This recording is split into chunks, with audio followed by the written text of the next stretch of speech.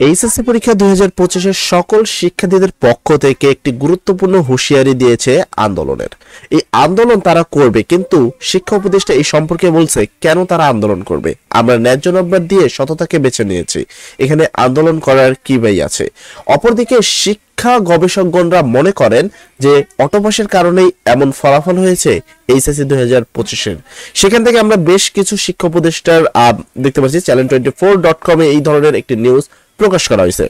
অটোপাসের পরিণতি স্পষ্ট, এইচএসসিতে 42% অকৃতকার্য, অর্থাৎ 42% শিক্ষার্থী ফেল করেছে অটোপাসের কারণে। আমরা প্রথমে তার মুখে কিছু কথা শুনবো এবং জাস্টিস ফর 2025 এর কিছু স্টুডেন্টের কথাবার্তা শুনবো এবং তার দিয়ে আসলে আন্দোলন হতে পারে কিনা সে বিষয়টা তোমাকে বিস্তারিত জানাবো। চলো তার কথাটি আমরা সর্বপ্রথম শুনে নিই।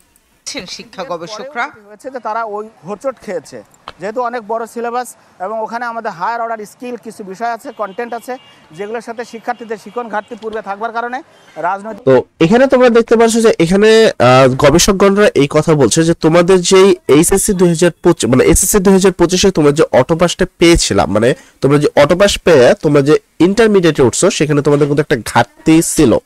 সেই ঘাটতির পরে যখন তোমরা ইন্টারমিডিয়েট একটা বড় সিলেবাস পাইছো, সেই সিলেবাসটা তোমাদের আয়ত্ত করতে পারেনি বা সেখানে তোমাদের বেসিক দুর্বল ছিল, যার কারণে এত শিক্ষার্থী অকৃতকার্য হয়েছে। তারপরে আমরা তার মন্তব্য শুনবো।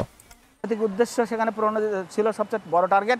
এখন যেটি হয়েছে, এই সরকার চেষ্টা করেছে পূর্ববর্তী পদ্ধতিতে ফেরত যাবার জন্য এবং তার ফলে নিরপেক্ষ এক ধরনের মূল্যায়নের প্রচেষ্টা পেয়েছে। এবং এই গবেষক মনে করেন শুধু রাজনৈতিক বিবেচনা। এখানে তুমি দেখতে পাচ্ছ যে এই যে গবেষক রয়েছে, এই গবেষক মনে করছেন যে শুধুমাত্র রাজনৈতিক কারণেই তোমার কি হচ্ছে, এই শিক্ষার্থীদের এত বড় একটি ধস নেমেছে। কেননা তারা পড়াশোনা বাদ দিয়ে রাজনীতিতে ছিল এবং বর্তমান যে সরকার রয়েছে তারা পুরাতন কারিকুলামে ফিরে যেতে চেয়েছে। তো তখন যখন পুরাতন কারিকুলামে ফিরে যেয়েছে, কিন্তু পড়াশোনার না হওয়ার কারণে এবং অটোপাসের কারণে সেই শিক্ষার্থীদের গুলো ফেল অধিকাংশ হয়েছে, অর্থাৎ সম্পূর্ণভাবে অটোপাসকে দায়ী করা হয়েছে এবং রাজনৈতিক আন্দোলনকেও দায়ী করা হয়েছে।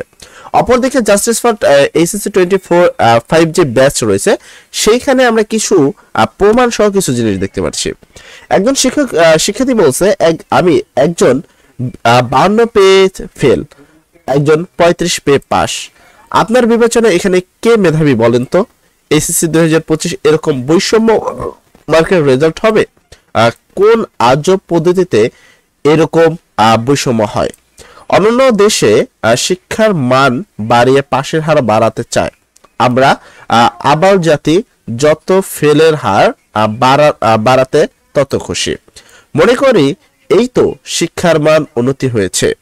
যারা 30 থেকে 35 হয়ে পাস হয়ে যায় তারা মেধাবী, আর যারা পাস করলে এ অথবা এ প্লাস হতো তারা অনেকেই অনেক সময় ফেল করেছে। তো এই যে ফেলিয়ার যে বিষয়গুলো আছে, এই ধরনের কিন্তু হাজারো এই ধরনের বিষয়গুলো কিন্তু আমরা দেখতে পাচ্ছি। তো আজকে মেইন টপিকটা ছিল আন্দোলনের কোনো সম্ভাবনা আপাতত নেই, কারণ তাদের কাছে কোনো প্রুফ নেই যে তাদের সাথে অনৈতিক কোনো কাজ করা হয়েছে। তাদের সাথে সকল নৈতিক কাজ করেছে, সরকার ন্যায্য মার্ক দিয়ে তাদেরকে উত্তীর্ণ করেছেন। এখানে যারা উত্তীর্ণ হতে পারেনি সেখানে তাদের অটোপাসের একটি দায়ী রয়েছে, আর তারপর তোমাদের রাজনীতির একটি প্রভাব রয়েছে, পাশাপাশি তাদেরও কিছু গাফলতি আছে বলে শিক্ষা উপদেষ্টাগণ মনে করেন। সর্বোপরি একটা কথা তোমাদের বলে দিই, সামনের বছর ভালো করে পড়াশোনা করো। এখন আন্দোলন বা এই ধরনের কোনো চিন্তা মাথায় এনো না। এই ধরনের চিন্তা এনে তোমাদের তেমন কোনোই লাভ হবে না, অথচ ক্ষতি অবশ্যই হবে। তাই তোমাকে এই বিষয়টা সতর্ক করা উচিত ছিল। তাই আমি তোমাকে সকল বিস্তারিত দেখালাম যে ফেসবুকে অনেক কন্টেন্টে দেখাচ্ছে যে আগামীকাল বা পরশু নামবে আন্দোলন। এই ধরনের কিছু গুজব কিন্তু দিনের পর দিন ভাইরাল হচ্ছে। যে জিনিসগুলো থেকে তোমাদেরকে বিরত থাকার জন্য আহ্বান জানাবো। সব ভালো থাকবা, সব জন্য দোয়া করি। আসসালামু আলাইকুম।